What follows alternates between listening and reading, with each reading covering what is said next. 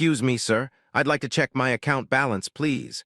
The voice was small, careful, almost a whisper. A 12-year-old girl stood at the polished mahogany counter of Sterling Heritage Trust, her hands clutching a worn manila envelope like it was the last lifeboat on a sinking ship.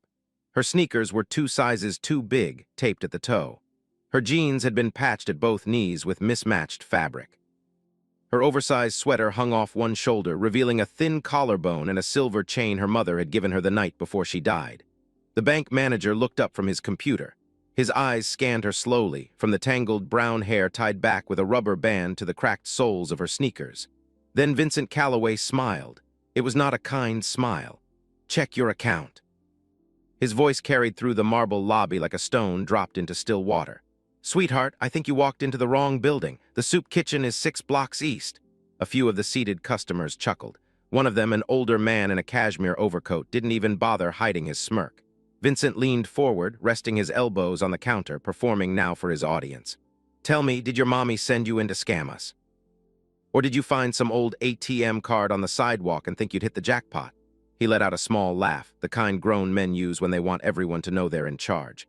"We don't run a charity here. This is Sterling Heritage. We have standards." The girl's lower lip trembled, but she didn't run, she didn't cry. She just tightened her grip on the envelope and forced her voice to stay steady. "My name is Sophia Caldwell. My mother opened an account here. She passed away last month. She left me this." She pulled a debit card from the envelope with shaking fingers.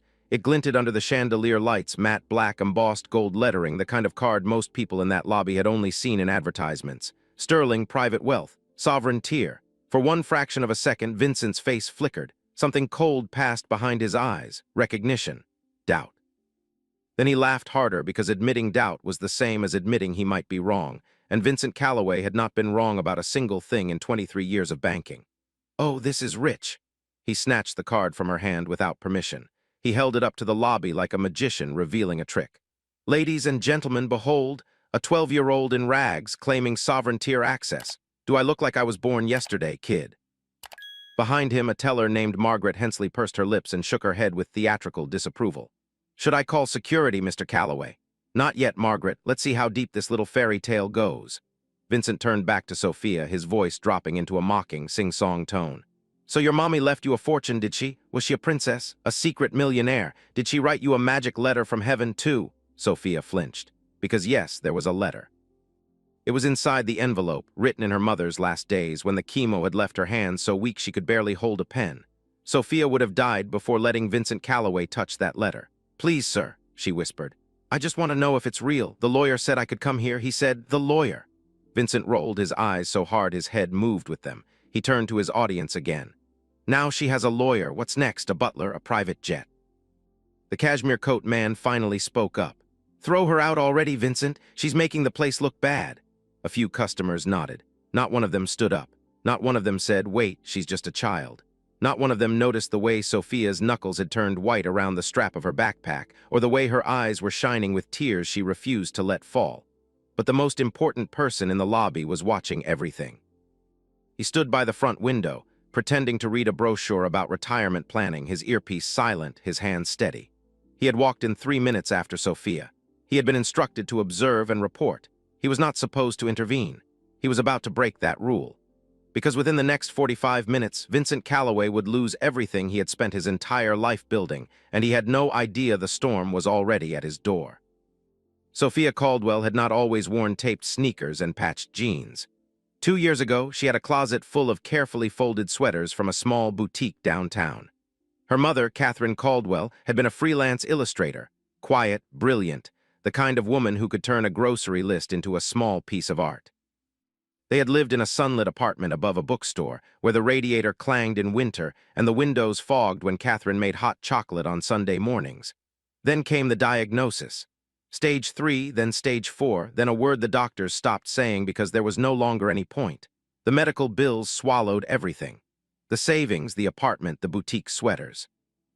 By the end, Catherine and Sophia were living in a single rented room above a laundromat, the air always damp, the floor always warm from the dryers humming below.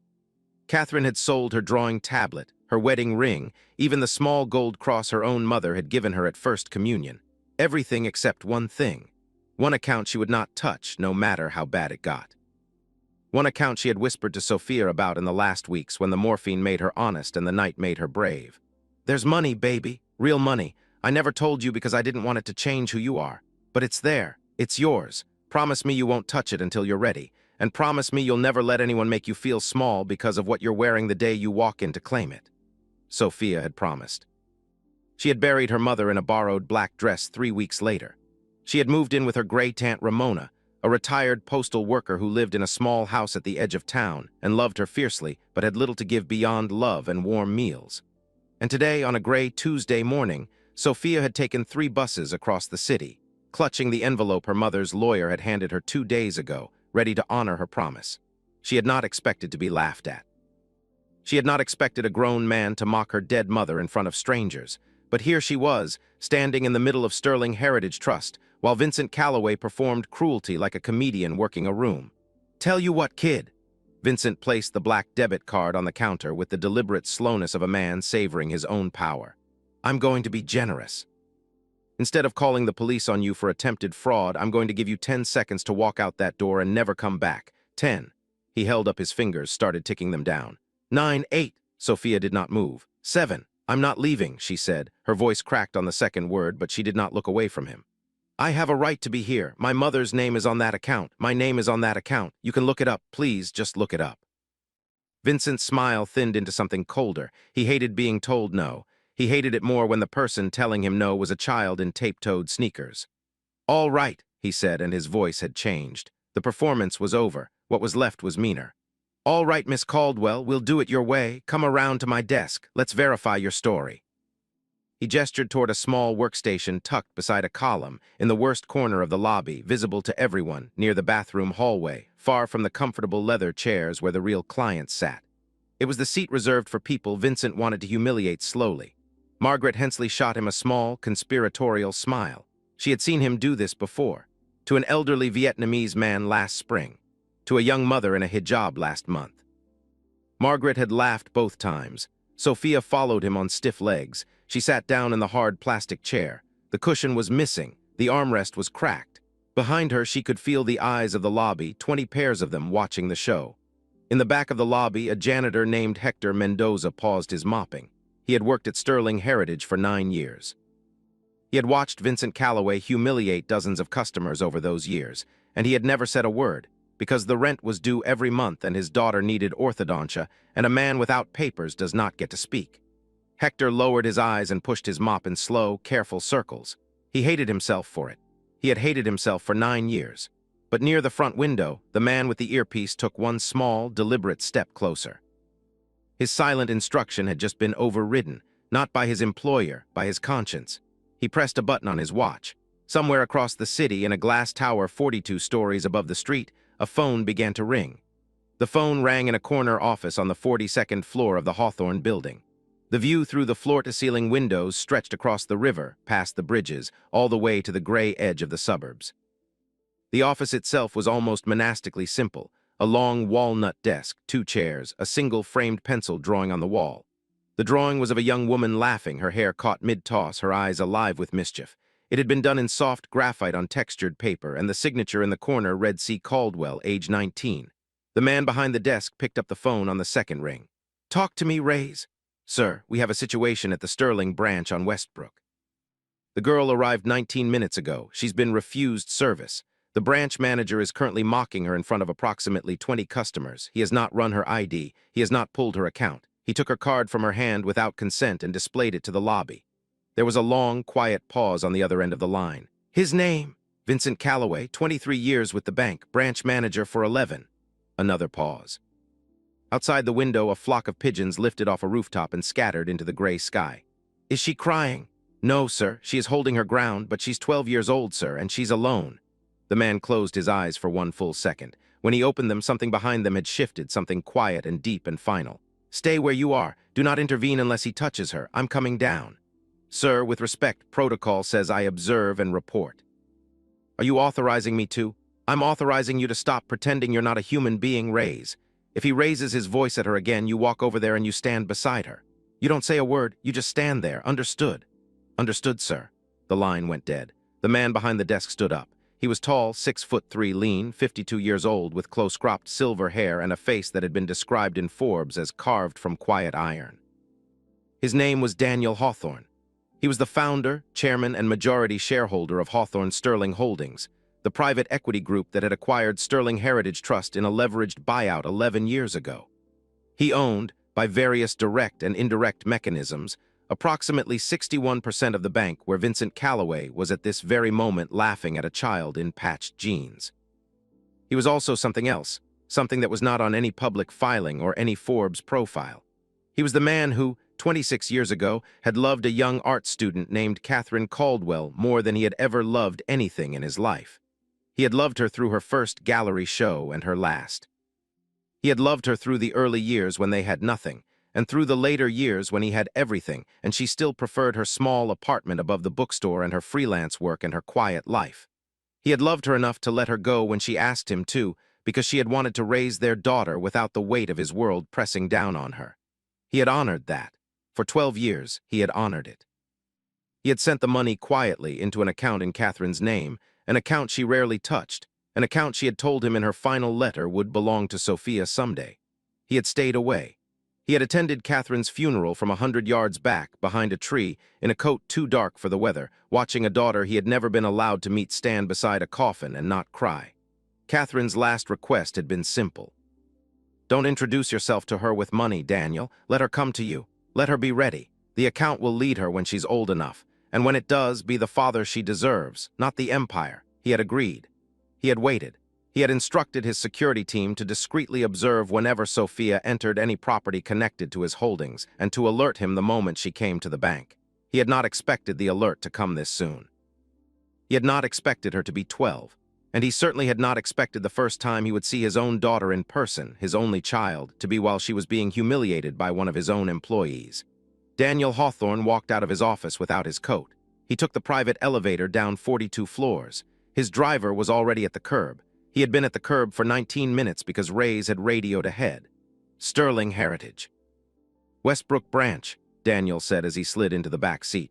And Marcus, there's no speed limit today. The car pulled into traffic. Marcus did not ask questions. He had been Daniel Hawthorne's driver for 14 years, and he had never in all of those years seen his employer's hands shake. They were shaking now. Back inside Sterling Heritage Trust, Sophia Caldwell sat in the broken plastic chair while Vincent Calloway pretended to type on his keyboard. He was not actually pulling up her account. He was opening and closing the same blank spreadsheet, making small theatrical hums and clicks of his tongue, drawing out the humiliation. Sophia Caldwell, he said slowly, as if reading something off the screen. Spelled Caldwell. Yes, sir. Date of birth, April 2nd. Year, she told him, and your mother's full legal name, Catherine Ann Caldwell. And the name of the account holder of record, my mother and me. We're both on it. The lawyer told me both names are on it. Vincent leaned back in his chair, folded his hands across his stomach, and let a long, slow smile spread across his face. You see, here's the problem, Miss Caldwell. When I type your name into our system, I get nothing. No account, no history, no record of any Catherine Ann Caldwell, which means one of two things. He held up one finger. Either you are mistaken and the very kind people at the lawyer's office sent you to the wrong bank. He held up a second finger. Or you are lying, and given the card in your possession, a card I am 99% certain was either stolen or found, I am inclined to believe option 2. Sophia's mouth went dry. That's not true. Please, just look again. Maybe you spelled it wrong. Are you accusing me of incompetence? No, I'm just, because in 23 years at this institution, I have never once mistyped a customer's name. It was a lie. Vincent had not typed her name at all. He had not pulled up a single screen related to her. The bank's actual system would have shown him in the first 3 seconds that the account did exist, that it was real, that the balance was something that would have made him fall out of his chair. But Vincent did not want to know. Vincent had already decided the truth, and the truth was that little girls in patched jeans did not belong in his lobby, and he was going to teach this one a lesson she would remember. He stood up suddenly. I'm calling security. We've wasted enough time on this. No, please, Sophia's voice broke for the first time. Please, my mother just died. I have her letter. I have the lawyer's number. You can call him. His name is Mr. Pemberton. His office is on 4th Street. Please just call him. I'm not calling anybody. You are leaving. Vincent raised his arm and snapped his fingers sharply twice. Donovan, up front, please. A heavy-set security guard near the door turned and began to walk over. His name was Donovan Pratt. He had been a guard at Sterling Heritage for 6 years. He was the kind of man who followed orders without asking questions because asking questions had once cost his older brother a job, and Donovan had learned that lesson young. But as Donovan walked toward Sophia, something happened that he had never seen in 6 years of working for Vincent Calloway. Another man stepped into his path. The man was wearing a dark gray suit, well cut but unremarkable, the kind of suit designed to disappear in a crowd. He was lean in his late 30s with the kind of stillness that does not come from yoga classes but from years of standing in doorways watching people who did not know they were being watched. There was a small earpiece curled around his right ear. "Donovan," the man said quietly, "take one more step toward the girl and I'm going to have to ask you to sit down." Donovan stopped. He blinked. "I don't, sir. Who are—" "My name is Reyes. I work for the firm that owns this bank. I'm asking you as a professional courtesy not to lay a hand on that child. Are we clear?" Donovan's face went red, then white. Vincent, who had been straightening his cuffs and savoring the moment, looked up sharply. Excuse me, who the hell are you?" Reyes did not turn his head. He kept his eyes on Donovan. "Sit down, Donovan, please." Donovan sat down. He sat down on a small leather bench by the column, and he did not look at Vincent, because Donovan, who had spent 6 years being a coward, had just spotted a man who clearly outranked his boss by a margin he could not measure, and his survival instincts had finally engaged. Vincent stepped out from behind his desk. His face was the color of bad wine. "I asked you a question. Who are you?" Reyes finally turned to look at him. His expression was perfectly calm. "I'm someone who is about to suggest very strongly that you sit down too, Mr. Calloway, because in approximately 7 minutes the man who owns this building is going to walk through those doors. And I have a feeling he is going to want to ask you some questions. I would, if I were you, prepare to answer them honestly." For the first time that morning, Vincent Calloway felt something he had not felt in 23 years. He felt afraid. The lobby had gone quiet. Not silent. Silent is what happens when no one is there. This was the other kind of quiet, the kind that happens when everyone is there and no one is breathing. The customers who had been smirking 5 minutes ago were now staring at their phones, suddenly very interested in something else. The cashmere coat man who had told Vincent to throw the child out had retreated to a corner and was pretending to study a brochure about home equity loans, holding it upside down. Margaret Hensley, the teller who had offered to call security, had quietly closed her drawer and was standing very still behind her counter, the way a small animal stands still when a larger one is nearby. Sophia sat in her broken plastic chair and did not understand what was happening. She only understood that the man in the gray suit had not asked her name, had not asked for her ID, had not asked her to prove anything. He had simply walked over and stopped the guard from touching her. She did not know who he was. She did not know what he meant when he said the man who owns this building. But she felt, for the first time in 19 minutes, that she could breathe. She lowered her shoulders an inch. She unclenched the envelope. She looked down at her sneakers, the taped toe, the frayed laces, and she heard her mother's voice in her head, soft as the morphine nights at the end. "Promise me you'll never let anyone make you feel small because of what you're wearing the day you walk in to claim it." She had not. She had been small for a moment, but she had not let him make her small. There was a difference. She lifted her chin. Vincent Calloway, meanwhile, was beginning to sweat through his shirt collar. He had not yet processed the situation, because his brain was busy running through a list of explanations that did not require him to be wrong. Maybe the man in the gray suit was a con artist. Maybe he was a security consultant on an unannounced audit, and Vincent could still salvage this by pivoting into a hearty performance of thorough customer screening protocol. Maybe the man was bluffing about owning the building, and the right move now was to assert authority before everyone in the lobby forgot who was in charge. Vincent chose the third option. It was the worst possible option, but he could not see that yet. "I don't know who you think you are," Vincent said loudly, stepping into the middle of the lobby, "but you do not have the authority to interfere with bank business. I am the branch manager. This is my building. And I will be calling corporate security to have you removed." He pulled out his cell phone and made a great show of dialing. Reyes did not respond. He was looking past Vincent toward the glass doors at the front of the lobby. A black town car had just pulled up to the curb outside. Marcus, the driver, was already out and opening the back door. A tall, silver-haired man stepped out into the gray morning light. He did not wear a coat. He did not look in any direction except straight ahead. He walked toward the entrance of Sterling Heritage Trust at the unhurried pace of a man who had never, in his entire adult life, been told to wait. Inside the lobby, Vincent was still on his phone, ranting now to whoever was on the other end. "Yes, I need corporate security at the Westbrook branch immediately." There is an unauthorized individual on the premises claiming to represent ownership, and he is interfering with. The automatic doors slid open. Daniel Hawthorne walked in. The recognition rippled through the room in a way that was almost physical. Margaret Hensley made a small sound, like a gasp that had been bitten in half. Donovan Pratt stood up from his bench so fast his knees cracked. The cashmere coat man dropped his brochure.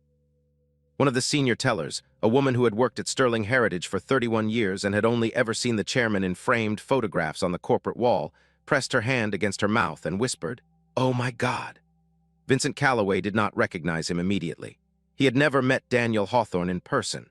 He had only seen him in the annual report, and in the annual report Daniel had been smiling. The man walking through the lobby now was not smiling. He looked like the photograph if the photograph had grown teeth. Vincent lowered his phone slowly. Can I help you, sir?"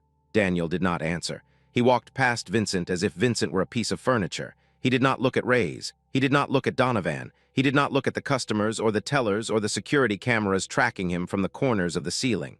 He walked across the marble floor toward the broken plastic chair in the corner.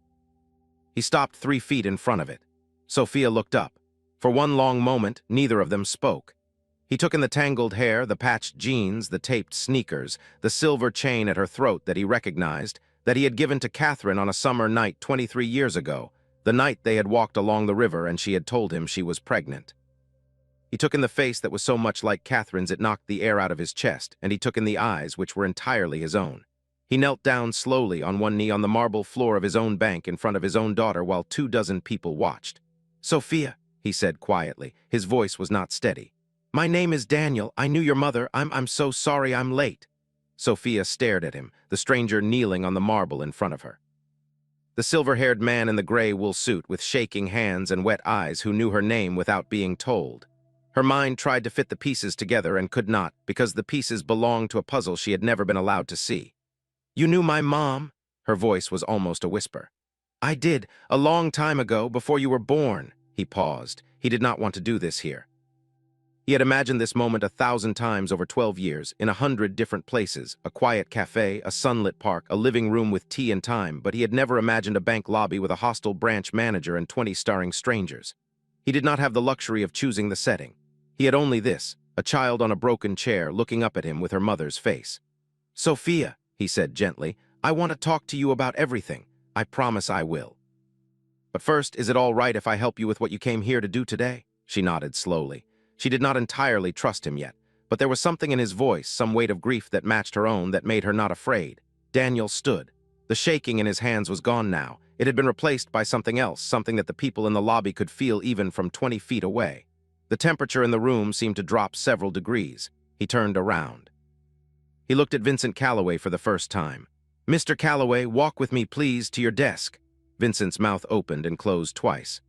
Sir, I want to apologize. I didn't realize who the young lady was. Walk with me to your desk, Mr. Calloway." Vincent walked. His legs were not quite working properly. Daniel followed him across the lobby to the small workstation in the corner, the workstation where Vincent had pretended to type Sophia's name into a system he had never actually queried.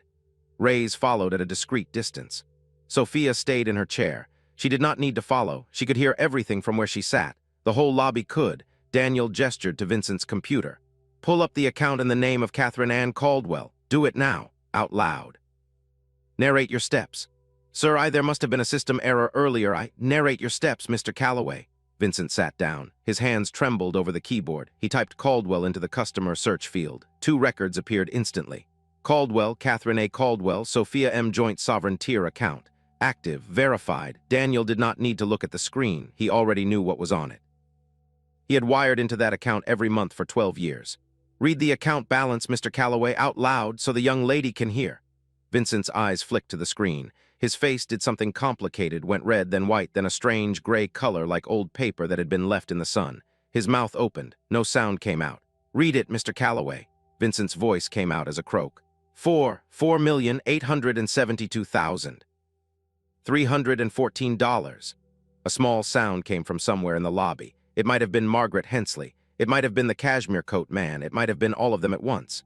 Sophia, sitting in her broken chair, did not move. She did not gasp. She did not cry. She simply looked down at her taped sneakers, and her lips moved silently, and anyone close enough to read them would have seen her say, "Mom." "Oh, Mom." Daniel turned away from the screen. He looked at Vincent for a long moment. "You did not pull up her account when she came in, did you, Mr. Calloway?" "Sir, you did not run her identification. You did not call the lawyer she offered you. You did not verify the card she presented. You did not even type her name into the system. You decided the moment she walked through that door who she was and what she deserved. You decided it based on her clothes, based on her shoes, based on the fact that she is a child without a parent standing behind her. And then you performed that decision for an audience for 19 minutes while she sat in that chair and held her mother's letter in her hand." Vincent said nothing. "That child," Daniel said, his voice low and steady and carrying to every corner of the lobby, "is the daughter of the kindest woman I have ever known. A woman who taught herself to draw with library books and lived in a single rented room at the end of her life because she would not touch a dollar of the money she was saving for her child's future. A woman who, by the way, owned 8% of the trust that funds this institution, although she never wanted that to be known." He paused. "You did not laugh at a poor child today, Mr. Calloway. You laughed at someone wealthier than you will ever be. But the distinction does not matter, because even if her account had been empty, even if she had walked in here with literally $1 to her name, she would have deserved exactly the same thing every customer in this lobby deserves. To be looked in the eye, to be spoken to with respect, to not be made into entertainment for a man in an expensive tie who confuses cruelty with authority." The silence in the lobby was complete. Vincent Calloway's career had ended somewhere in the last 60 seconds, and he was just beginning to realize it. His mind was scrambling for a foothold, any foothold that would let him climb back out of the pit he had dug for himself. He found none. There were no policies he could cite, no protocols he could hide behind. The security footage in the corner of the ceiling had recorded every word he had said. The 20 witnesses in the lobby had heard every laugh. There was no version of this morning that Vincent Calloway could spin into anything other than what it was. "Mr. Hawthorne," his voice was a thin, papery thing, "please, 23 years. I have given this bank 23 years. And in 23 years, Daniel said quietly, did you ever once stop to consider that the people on the other side of your counter were not props in your performance? That they were human beings with mothers and fathers and grief and hope, and that they came to you on what might be the hardest day of their lives, asking for nothing more than to be treated like they existed?" Vincent did not answer. He could not. Daniel turned to Rays. "Please call Patricia. Tell her I want her at this branch within the hour. Tell her she has my full authorization to conduct an on-site investigation, suspend any employee involved, and recommend disciplinary action up to and including termination for cause. I will personally sign off on every recommendation she makes." "Yes, sir. And Rays, please pull the security footage from this morning, all of it, time-stamped. I want a copy preserved in case Mr. Calloway or any of his colleagues decides to litigate." "Yes, sir." Vincent's head dropped. He understood now. He was not being suspended. He was not being warned. He was being ended. Quietly, professionally, irreversibly. Within 48 hours, his name would be on a list that circulated through the small, closed world of regional banking, and no institution within 500 miles would touch him. Daniel turned away from him. He had given Vincent more attention in the last 6 minutes than Vincent had earned in 23 years, and he was done. He walked back across the lobby to Sophia. He knelt down again in front of her chair so that their eyes were level. "Sophia," he said softly, "I know this is overwhelming. I know I'm a stranger to you.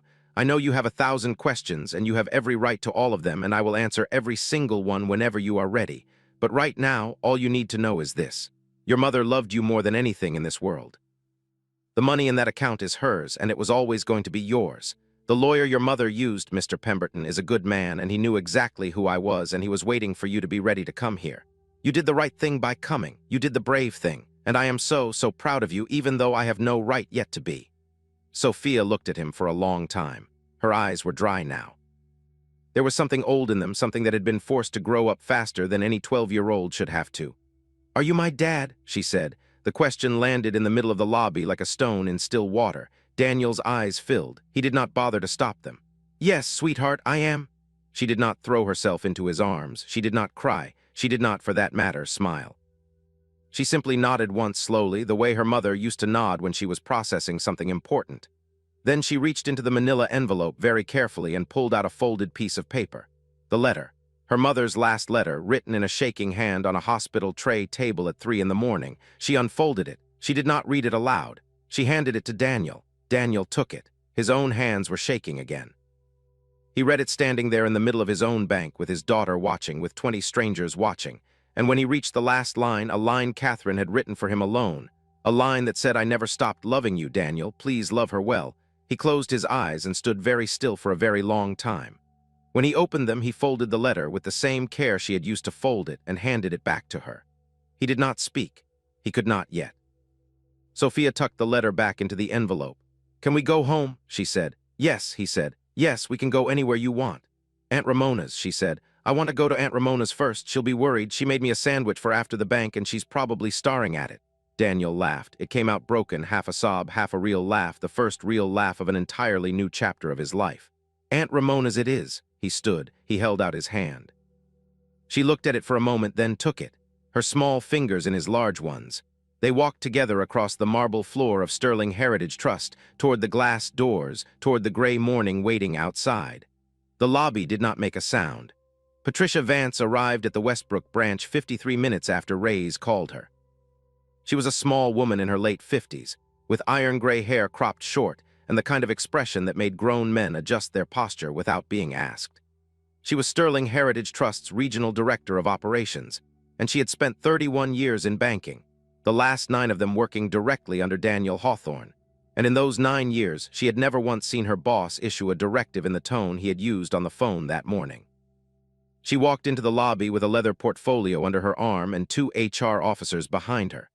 The lobby was still operating. Technically, a few customers had drifted in, transactions were happening at the teller's windows, but the atmosphere was the atmosphere of a house after a funeral. People moved quietly. Margaret Hensley had not made eye contact with anyone in 40 minutes. Donovan Pratt was standing at his post by the door with his hands clasped behind his back and his eyes fixed on the far wall. Vincent Calloway was sitting at his desk, staring at the screensaver on his computer, a small revolving image of the Sterling Heritage logo. He had not moved in 20 minutes. Patricia walked past Vincent without acknowledging him. She walked to the center of the lobby and stopped. She turned in a slow circle, taking in the room, taking in the staff, taking in the security cameras whose footage was now sitting on a secured server 42 floors above the city. "Good afternoon," she said, in a voice that did not need to be loud to carry. "My name is Patricia Vance. I am the regional director. As of this moment, I am taking direct operational control of this branch. Every employee currently on the floor will report to me in the manager's office, one at a time, in the order I call you. You will answer my questions truthfully. You will not consult with each other before your interviews. Anyone who lies to me or who attempts to coordinate testimony with a colleague will be terminated for cause regardless of their role in this morning's events." She paused. She let it sit. "Mr. Calloway, you are first. Please come with me." Vincent stood up slowly. His suit jacket, which had cost him $1,100 at a boutique he had once been very proud to be able to shop at, hung on him now like a coat on a wire hanger. He followed Patricia into his own office, where she sat down in his chair behind his desk and gestured for him to take the visitor's seat. Vincent sat. He was not the manager of this branch anymore. He had not been told so out loud yet, but he could feel it the way an animal feels a change in air pressure before a storm. The interview lasted 42 minutes. Patricia did not raise her voice once. She did not need to. She had the security footage on her tablet, and she walked him through it segment by segment and asked him to explain each of his statements in his own words. "Sweetheart, I think you walked into the wrong building. Explain that. Did your mommy send you in to scam us? Explain that. We have standards here. Explain what you meant by standards." Vincent's explanations grew weaker as the interview progressed. By the end, he had stopped trying. He simply said over and over, "I made a mistake. I made a terrible mistake." "You did," Patricia said. "And the mistake is not that you misjudged a wealthy client. The mistake is that you believed it was acceptable to treat a poor one that way. Do you understand the difference, Mr. Calloway?" He nodded. He did finally understand. "You are terminated for cause, effective immediately. Your severance is forfeit. Your pension contributions vest at the legally required minimum and not $1 more. You will be escorted from the building by security within the next 10 minutes. You will not return. If you wish to dispute this termination, you may do so through the appropriate channels, but I will tell you now as a professional courtesy that I have personally reviewed the footage and I will personally testify in any proceeding that follows. Do you have any questions?" "No, ma'am." "Then we're done." Vincent stood up. He walked out of his office for the last time. Donovan Pratt, who had been instructed to perform the escort, did so with his eyes lowered. He did not know what he was supposed to feel. He had spent 6 years afraid of Vincent Calloway, and watching him walk out of the building with a cardboard box in his arms was not the satisfaction Donovan had once imagined it would be. It was just sad. It was just a man losing his life because he had never bothered to build a real one. Margaret Hensley was next in Patricia's office. She did not last 15 minutes. She had laughed at Sophia. She had offered to call security on a 12-year-old. She had nodded along with Vincent's performance for 19 minutes without once standing up. The footage was clear. Patricia did not terminate her. Margaret had not crossed every line Vincent had, but Margaret was issued a formal final warning, removed from her position at the counter, demoted to back-office work, and enrolled in a mandatory program that Patricia did not name because Patricia knew the name was less important than the experience. Margaret left Patricia's office shaking. She would not laugh at a stranger in a lobby ever again. Donovan Pratt was next. He had not in the end laid a hand on Sophia. Reyes had stopped him, but he had been about to. Patricia did not fire him. She did something worse. She made him watch the footage from the beginning, all 19 minutes in real time, while she sat beside him in silence. When it was over, she asked him one question. "Donovan, if Reyes had not been here this morning, if no one had stopped you, would you have escorted that child out of this building?" Donovan was quiet for a long time. Then he said, "Yes, ma'am, I would have, because Mr. Calloway told me to, and I would have hated myself for it, but I would have done it." Patricia nodded. "Thank you for telling me the truth. You are not being terminated today, but I want you to think very carefully between now and your next shift about what kind of man you want to be when no one is stopping you. Because the world is full of Vincent Calloways, Donovan. And the world only changes when the Donovans of the world decide they will not be ordered around by them anymore." Donovan nodded. He walked out of the office with his hands shaking and his eyes wet, and he did not, in fact, hate himself anymore, because for the first time in 6 years he had told the truth out loud, and the truth had not killed him. The interviews went on into the evening. Hector Mendoza, the janitor, was the last person Patricia spoke to. She had not initially planned to interview him at all. He was a vendor, technically, employed by the cleaning contractor, not by the bank itself, but Reyes had mentioned him quietly when handing over the witness list. He saw everything, Reyes had said, and I think it cost him something to see it. Hector sat down across from Patricia in the manager's office and held his cap in his hands. He had been crying. He had been crying off and on for 3 hours, and he had been trying very hard not to let anyone see. "Mr. Mendoza," Patricia said gently, "I'm not going to ask you about anyone else today. I'm not here to make trouble for you. I just want to ask you one thing. Is that all right?" He nodded. "You have worked in this building for 9 years. Is that correct?" "Yes, ma'am." "In those 9 years, have you witnessed other incidents like the one that occurred this morning?" Hector looked down at his cap. He turned it in his hands once, twice. When he spoke, his voice was very quiet. "Many, ma'am. Would you be willing if I asked to tell me about them? Not for blame, not to get anyone in trouble who is no longer here, but so that we can understand what kind of culture has existed in this branch and so that we can make sure it does not exist anymore." Hector looked up. He was crying again. He did not try to hide it this time. "Yes, ma'am, I would. I would tell you everything. I have wanted to tell someone for 9 years. Patricia closed her portfolio. She reached across the desk and put her hand on top of his. "Then let's start tomorrow, Mr. Mendoza. Take tonight. Go home, eat dinner with your family. Tomorrow we'll begin and we will take as long as you need." Hector nodded. He stood up. At the door he turned and said, "Thank you, ma'am, for listening. Thank you for staying," Patricia said. "Through 9 years of things you did not want to see, you stayed. And today, when it mattered, the truth had a witness. That is not nothing, Mr. Mendoza. That is a great deal." Hector walked out. He did not feel like a coward anymore. He felt like a man who had been waiting 9 years for someone to ask him the right question, and someone finally had. Across town, in a small living room with floral wallpaper and a television playing a game show on mute, Sophia Caldwell was eating a tuna sandwich at her great-aunt Ramona's kitchen table. Ramona, a small, round woman in her 70s with a knitted shawl across her shoulders, was sitting across from her, hands folded, watching her eat. Daniel Hawthorne was sitting at the third chair, his suit jacket draped over the back, his tie loosened, his hands wrapped around a chipped mug of coffee that Ramona had poured him without asking whether he wanted one. Ramona had not been entirely surprised to see Daniel. Catherine had told her years ago, in a quiet kitchen conversation that had lasted past midnight, everything there was to tell. Ramona had been keeping the secret for 12 years. She had not been keeping it because Catherine had asked her to exactly. She had been keeping it because Catherine had trusted her to know when the time was right to stop keeping it, and Ramona had decided the time was right when Sophia herself decided. Now Sophia had decided, sort of. The bank had decided for her. and Ramona, watching her great-niece eat a sandwich across the table from a father she had never met, was not angry and she was not afraid. She was simply waiting to see what kind of man Daniel Hawthorne actually was, now that he had finally been allowed in the door. So far, she approved. He had taken off his shoes at the entrance without being asked. He had asked her permission before sitting down. He had not tried to fill the silences with words. He had let Sophia eat. He had said, when Ramona asked if he wanted sugar in his coffee, "Whatever you have is fine, ma'am, thank you." He had called her ma'am. Ramona, who had been called many things in 73 years and had stopped being called ma'am sometime around the early 90s, was warming to him quickly. Sophia finished her sandwich. She wiped her mouth with the napkin Ramona had set out. She looked at Daniel. "Did Mom love you?" she asked. Daniel set down his mug. He did not look away from her. "Yes, she did, and I loved her very much. We wanted different lives, Sophia. She wanted a quiet one. I had built a loud one, and by the time I would have been willing to leave the loud one behind, she had already made her quiet one work without me. She told me she was happy. I believed her, and I think she was. I think you were a very big part of that. Why didn't she tell me about you? I think because she was waiting for you to be old enough to ask."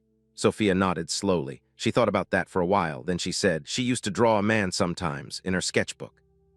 He had silver hair. I asked her once who it was, and she said it was nobody, but she smiled when she said it." Daniel's eyes filled again. He did not try to stop them this time either. Ramona quietly stood up and went to put more water in the kettle, because Ramona understood that there are moments in a man's life when he needs to be allowed to cry without an audience pretending it isn't happening. "I'd like to see those drawings someday," Daniel said softly, "if you'd ever be willing to show me." "Okay," Sophia said, "I'll show you." 6 years passed. They passed the way years do, slowly at first, then all at once, in handfuls of small moments that did not feel important at the time but turned out to be everything. Sophia Caldwell turned 13, and then 14, and then 18. She did not move into Daniel Hawthorne's penthouse on the 42nd floor of the Hawthorne building. She moved instead into a small, bright apartment 3 blocks from her great-aunt Ramona's house, because Ramona was getting older and Sophia did not want to be far from her. Daniel paid the rent without asking Sophia's permission, and Sophia did not argue about it, because she understood, in a way she had not understood at 12, that her father had spent 12 years not being allowed to provide for her, and that letting him do it now was a kindness she could afford to give. She enrolled in a small private school that emphasized art and writing. She did well there. She did not flaunt her circumstances. Most of her classmates did not know who her father was because Sophia had requested very firmly that her last name remain Caldwell, and Daniel had honored the request without hesitation. She kept her mother's silver chain around her neck every day. She kept the taped sneakers in a glass display case on the bookshelf in her bedroom, next to a framed photograph of Catherine laughing in a sunlit kitchen. Daniel changed too. He did not retire, he was too young for that, and the empire he had built employed too many people for him to walk away from it without responsibility, but he restructured his schedule. He stopped traveling on weekends. He cleared every Sunday afternoon for Sophia, no matter what. He learned to cook 3 things, pasta, eggs, and a soup that Ramona taught him over the course of an entire Saturday. And he made one of those 3 things every Sunday at Sophia's apartment, and they ate it together at her small kitchen table, and they talked about her week, and his week, and about Catherine, and about everything they had not been allowed to share for 12 years. The Sterling Heritage branch on Westbrook reopened with new staff and a new manager. The new manager was Hector Mendoza's daughter, a young woman named Lucia, who had graduated from the bank's accelerated management program and who had been personally recommended for the position by Patricia Vance. Hector cried at her swearing-in ceremony.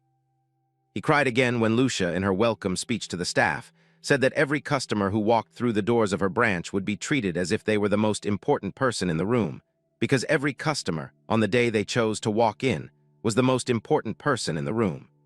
Donovan Pratt was still a guard at Sterling Heritage, though no longer at the Westbrook branch. He had requested a transfer to a smaller location closer to his home. He had also, 6 months after the incident, intervened to stop another guard from harassing a homeless man who had come into the lobby to use the bathroom. The other guard had been written up. Donovan had been quietly promoted. He did not talk about it much. He did not need to. He had learned what kind of man he wanted to be when no one was telling him what to do, and he was that man now, and that was enough. Vincent Calloway was not heard from again in any meaningful sense. He sent one letter, about 2 years after the incident, addressed to Daniel Hawthorne, in which he attempted to apologize and request a personal meeting. Daniel did not respond. There are some apologies that arrive too late and too small, and the only honest response to them is silence. The Catherine Caldwell Foundation was announced on the 5th anniversary of Catherine's death. It was funded by Daniel Hawthorne in an amount that made the financial press briefly forget what it was supposed to be reporting on, and it was administered by a board chaired by Sophia herself, who had insisted on the role despite being only 17 at the time.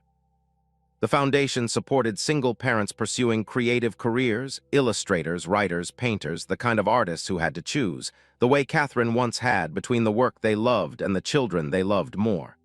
The foundation made it so that they did not have to choose. It paid rent. It paid for childcare. It paid for medical insurance, the kind Catherine had been unable to afford in time, the kind that might have caught the diagnosis earlier when earlier might still have mattered. In its first year, the foundation supported 83 artists. In its third year, it supported 412. Sophia attended every grant ceremony. She always wore the silver chain. She sometimes wore the taped sneakers, although she had to be careful with them now because the tape was older than she was tall, and the soles had begun to crumble in earnest. On the morning of her 18th birthday, Sophia walked into a bank for the second time in her life. Not Sterling Heritage.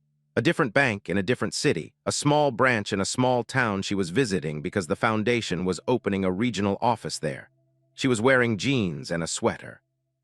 Her hair was in a ponytail. She did not look like the daughter of one of the richest men in the country. She looked like a college freshman who had wandered in to ask about opening a savings account.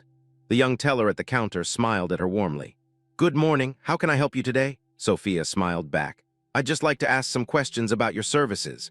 "Of course, have a seat. Can I get you a cup of coffee while you wait?" Sophia thanked her. She sat down in a comfortable chair. She watched the young teller pour her a cup of coffee with the same care she would have used for a CEO. She thought about Vincent Calloway. She thought about Margaret Hensley. She thought about Hector Mendoza standing very still by the wall, watching everything, hatting himself silently for 9 years. She thought about Ray's stepping in front of Donovan Pratt. She thought about her father kneeling on the marble floor. She thought about her mother most of all, Catherine, who had given her one promise to keep. Don't let anyone make you feel small because of what you're wearing. She had kept that promise. She had kept it on the worst day of her life, and she had kept it on every day after, and she would keep it for the rest of her life, and she would teach her own children to keep it someday, and they would teach theirs. That, in the end, was how the world changed. Not in one big moment in a marble lobby, not in one viral video or one righteous speech. It changed in the small daily decisions of ordinary people who had decided, sometimes after years of being cowards, sometimes after one terrible morning of watching something they could not unsee, to be better. To look the next person in the eye. To pour the coffee with the same care for the woman in the jeans and the man in the suit. To stand up when the moment came, even if their legs were shaking, even if it cost them something. Dignity is not given, it is carried. And the world only becomes a place worth living in when we learn, finally, to help each other carry it. If this story moved you, share it. Not for the algorithm. Share it for the next Sophia, the next Catherine, the next Hector, the next Donovan. Share it for the version of yourself who might walk into a lobby someday and have to choose which kind of person to be. Choose well. The world is waiting for your answer.